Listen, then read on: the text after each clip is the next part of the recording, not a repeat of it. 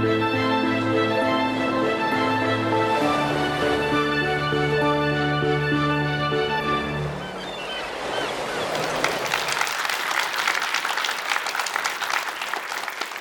ever been in a situation where you couldn't control the situation?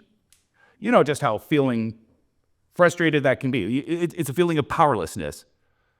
What do you do when you can't maintain control of a situation because you can't maintain control over what's happening in front of you? Good afternoon, everybody. My name is Mike Freedman. I want to start our time together with a quote from author Steve Maraboli. Incredible change happens in your life when you decide to accept control over what you do have power over instead of craving control over what you don't. Now, if you've ever been in a situation where you haven't had control, and I assure you, you have, you know just how frustrating that feeling actually is. What if I told you there was an easy way to not only flip the script, but regain a sense of control in the process? 6 years ago, I was going through a massive change in my life, having decided in my mid-40s to not only change careers, but to start another business.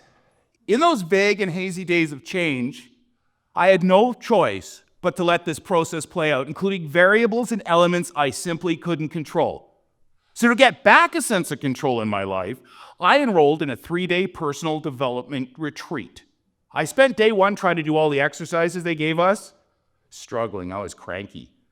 I was trying to feel something as a result of doing them, and I didn't feel anything. I was frustrated because, okay, I have ADHD. Now, for those of you not lucky enough to be neurodivergent, here's what it's like to have ADHD. Picture walking into a busy electronics store on a Saturday during the holiday rush, and there's a wall of 15 different TVs with 15 different channels, and oh yeah, you gotta pay attention to all of them at the same time. I was frustrated because I thought I was there to learn how to turn some of those TVs off. I'd actually spent most of my adult life chasing a way to turn all of those TVs off. And I told this to my facilitator, who laughed and laughed and said I was never going to learn how to turn those TVs off. The best I could do was learn how to turn my chair around and face the other way. And with those words, I finally realized something incredibly powerful. I had spent a great deal of time trying to control things I couldn't control instead of focusing on things I could control. So before we start to talk about how to turn your chair around, important stuff, right? Let's talk about why. Why do we need to turn our chairs around in life, ADHD or not? Well, the answer is really simple. Things happen in our lives, things without warning, things without control. Sometimes it's somebody cutting you off in traffic on your way to the TED Talk. Sometimes it's a night against your will at the Winnipeg International Airport. And sometimes it's a disagreement with a family member or friend and someone you love. Perhaps your job description as a parent is changing, which is a really polite way of saying you now have teenagers in your house. Maybe you're going through some changes in your own life, which is your body's way of telling you you're not as young as you used to be. Or maybe you're just going through a big change in your career. Sometimes it's that call late at night that somebody you love has left us. Whether we expect it or not, that feeling of being powerless in the face of loss is almost as bitter as the loss itself. And in all these circumstances, in all these situations, what you need to do is to learn to turn your chair around. So let's dig into how. We can do something immediate. This is like listening to music, going for a walk in the woods. And these make us feel better. They don't require a heck of a lot of preparation. They conclude when they finish. They're great for immediately difficult situations. You know, a bad day at work, your GPS saying it's going to be 3 hours instead of 45 minutes because there was an accident in the tunnel.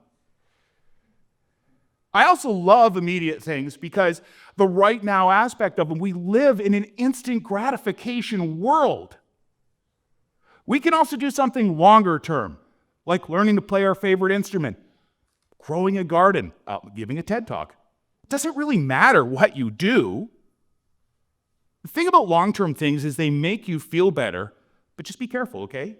By their very definition, it is a long-term commitment. So you got to think of these ones more like gradual healing. The good news is between something immediate and something long-term is a powerful strategy you can use in almost any set of circumstances.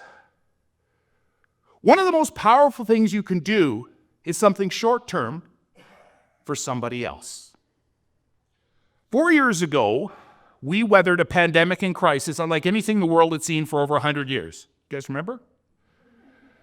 I remember sitting at home in March of 2020 feeling incredible fear and uncertainty, as I think we all did, about the pandemic itself, about whether I'd ever see my mom and dad again, about my recently launched business, about the people working with me in my business who depended on me to pay their bills.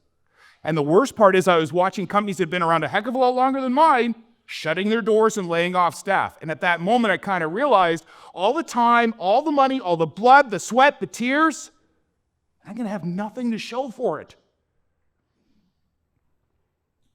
The easy thing would have been to sit at home, feel sorry for myself, and learn how to bake bread. But that wasn't going to solve any of the problems I was facing. You see, when life is crumbling all around us, one of the things we could do to make ourselves feel better is to do something nice for somebody else. It's in our DNA. Nearly every culture, nearly every religion have at the base of their core beliefs the concept that we are here on this earth to make it a better place than when we found it. The idea that we should be looking outward instead of inward. Years before the pandemic, I was really lucky. I got to do some really cool stuff, including beta test a brand new program called Zoom. Yeah. Back in March of 2020, most of us didn't know what Zoom was, let alone how to use it, but I had enough experience to know it could actually solve one of the biggest problems we were dealing with, the fact we couldn't meet with each other face-to-face anymore.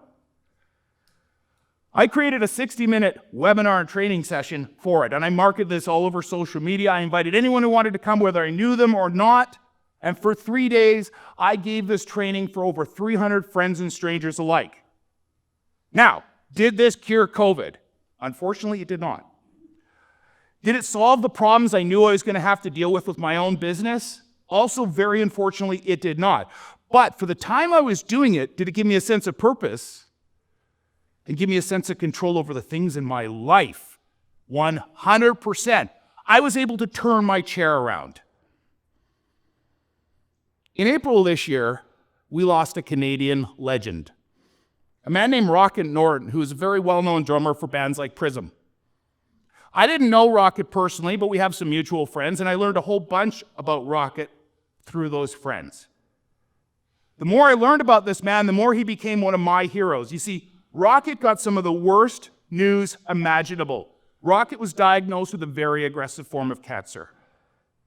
This was one of those ones that couldn't be negotiated with. It wasn't going to go away. Like, what do you do when you get that news? Well, Rocket Norton turned his chair around. He couldn't do anything about what was happening to him, but he did something about it nonetheless. He created a series of shows called F Cancer. I won't tell you what the F stands for. In 2022 and again in 2023, Rocket organized concerts with some of the best, brightest, and well-known Canadian musicians. And only a few weeks ago, a third show was held in his memory called Rock Beats Cancer. Well, folks, as a result of choosing to turn his chair around, Rocket Norton has raised nearly $1 million to date for cancer research. Our circumstances were vastly different, okay? What was happening to him, what was happening to me, very different, but there were some commonalities. Both were urgent enough situations that something immediate wasn't going to be enough. And there was timing and urgency for both of those situations that something long-term wasn't warranted. So for both of us, turning our chair around meant doing something short-term for somebody else. I want to leave you with a few guidelines for this principle when you want to put it to work for you. The first is this. Remember earlier I talked about turning away from the TVs? Okay, so think about what you're looking at right now and think about what direction you're going to turn. If you turn away from the TV you're watching and the same bloody program's playing behind you, you haven't accomplished much. You can turn your chair up to 360 degrees around. Some of the process is learning to turn your chair around. Some of the process is learning which direction to turn your chair to. When you do something short-term for somebody else, it has to have a beginning and an end. We're talking hours, maybe days, not weeks, not months, not years. It's okay if it's part of a longer-term plan, but it has to be a shorter-term activity. Let me tell you what I mean by that. Planting a garden, shorter term. Growing a garden, longer term. Spending a day volunteering, shorter term. Starting a foundation, longer term. Playing a benefit concert to raise money for cancer research, shorter term. Going on a lengthy tour, longer term. What you do has to also be a win for you. It has to be achievable. It has to be fun. and it has to make you feel good. Some of the power of turning your chair around is about what you choose to do, but a great deal of turning your chair around is about mindset and attitude. You can take what's happening to you and you can choose to be a victim of your circumstances, or you can take what's happening to you and use it as a catalyst to do something about how you feel. Now, we're almost done our time together, but I want to leave you with one final thought. It's this thought that I started with, and hopefully this is going to tie a bow in our time together. Incredible change happens in your life when you decide to take control over what you do have power instead of craving control over what you don't. Thank you very much.